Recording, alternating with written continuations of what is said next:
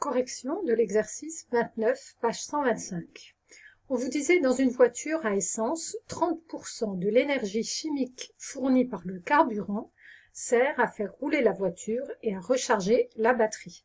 Le reste de l'énergie convertie par le moteur thermique est perdu sous forme d'énergie thermique.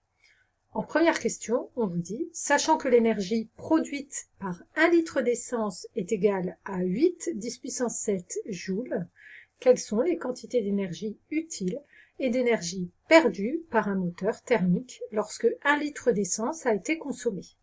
Alors, on va faire un petit schéma pour résumer la situation. En fait, ici, on a le moteur de la voiture, et ce moteur, pour fonctionner, qu'est-ce qu'il reçoit? Eh bien, il reçoit une énergie. Donc ça, c'est l'énergie qui est exploitée, on peut dire. Donc, cette énergie qui est exploitée, elle va permettre au moteur donc de rouler, d'avancer, de faire tourner les roues.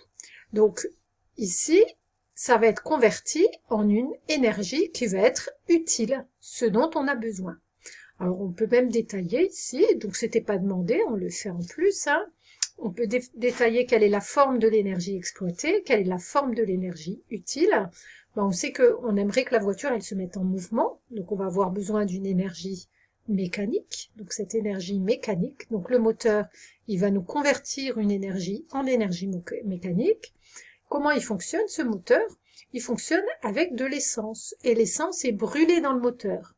Et c'est cette réaction chimique qui va pousser un piston et qui va permettre donc au moteur de fonctionner. Donc à partir du moment où on est en train de brûler quelque chose, je rappelle que c'est une réaction de combustion, donc c'est une énergie ici chimique. Donc on convertit de l'énergie chimique en énergie mécanique.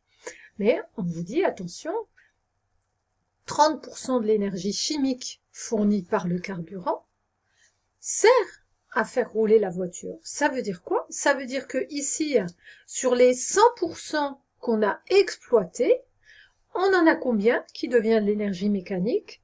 Uniquement 30%. Et que deviennent justement les 70%? Eh bien, on vous dit, le reste de l'énergie convertie par le moteur est perdue. Donc ici, c'est de l'énergie perdue. Cette énergie perdue, on vous détaille même, elle est sous quelle forme, ce sera toujours le cas, c'est de l'énergie thermique, c'est-à-dire sous forme de chaleur. Ah oui, c'est normal, ça frotte, donc ça chauffe. Eh bien, 70%, et puis il y a aussi une combustion, hein, donc ça chauffe aussi. Hein. Donc voilà, 70% est perdu sous forme de chaleur. Ce qui fait que, de là, on voit bien que sur les 100%, 30% va devenir de l'énergie utile, et 70% va devenir de l'énergie perdue. On peut écrire une relation qu'on a déjà écrite dans le cours. Donc l'énergie exploitée est égale à l'énergie utile plus l'énergie perdue. Donc voilà ce qu'on a en termes de relation entre les différentes énergies dans cette chaîne énergétique. Ensuite, justement ici on nous donnait des valeurs. On nous donnait quoi comme valeur? On nous disait l'énergie produite par 1 litre d'essence est de 8,010 puissance 7 joules. Quelles sont les quantités d'énergie utiles et d'énergie perdue?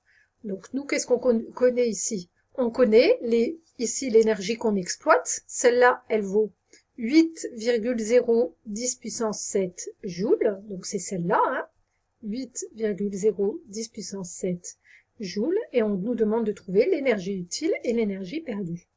Alors, on ne peut pas le trouver directement pour le moment avec cette relation, hein, parce qu'il y a deux inconnus.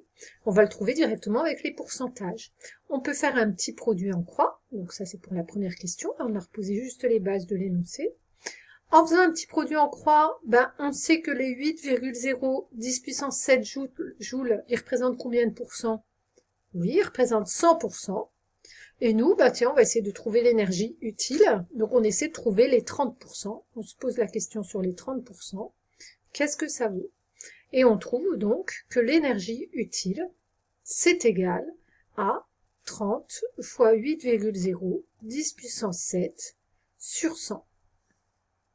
Et on trouvait 2,4 10 puissance 7 joules. On fait la même chose pour l'énergie perdue. l'énergie perdue, il faudrait refaire un petit produit en croix, sauf que là on remplace par 70, puisque c'est 70%. Donc 70 fois 8,0 10 puissance 7 divisé par 100. Et on trouvait 5,6 10 puissance 7 joules.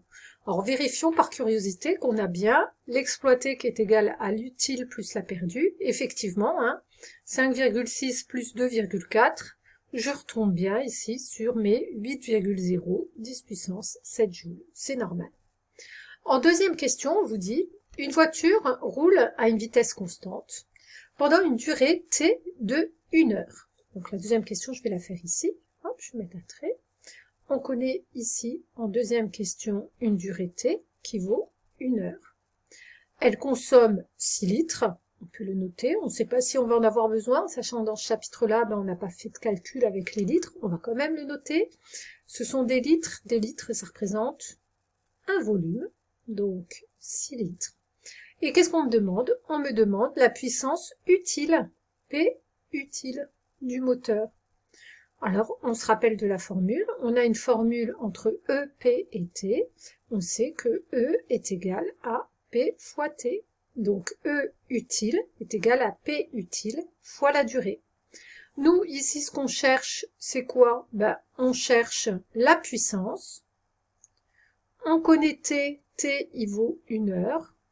On connaît l'énergie utile, on l'a calculé tout à l'heure, c'est 2,4 10 puissance 7 joules. Donc pour trouver la puissance, maintenant le seul piège, c'est de faire attention aux unités. Donc on insiste bien sur les unités. Je rappelle que quand on a cette formule-là, soit j'ai des joules ici, et donc ça veut dire que la puissance est en watts et le temps est en secondes, puisque des joules, c'est la même chose que des watts fois des secondes. Soit, en général, je vais avoir ici des kilowatts et là des heures, et là j'aurai une énergie en kilowattheure. Ça marcherait aussi de dire des watts des heures et avoir des wattheures. Nous ici, vous voyez que c'est des joules, ça m'impose à ce que la puissance va être en watts et le temps en secondes. Donc il va falloir convertir ici ce temps-là d'une heure en secondes. Donc dans une heure, il y a 3600 secondes. Et la petite formule-là, je la réécris dans mon triangle pour essayer de trouver que vaut P. E est égal à P fois T. J'en déduis que P est égal à E sur T. Donc c'est égal à 2,4 10 puissance 7 joules divisé par 3600 secondes. Étant donné que des joules, c'est la même chose que des watts secondes, effectivement, je vais avoir des secondes qui se simplifient en haut et en bas, et je vais obtenir un résultat qui va être juste en watts. Et on trouvait 6660, je vais arrondir, 7 watts. Alors, juste un petit piège, c'est que ça correspond à la puissance utile. Rappelez-vous, tout à l'heure, cette énergie, c'est l'énergie produite par 1 litre d'essence. Donc là, on est sur 1 litre d'essence. Alors que nous, dans cette question, on vous demande la puissance utile consommée pour 6 litres d'essence.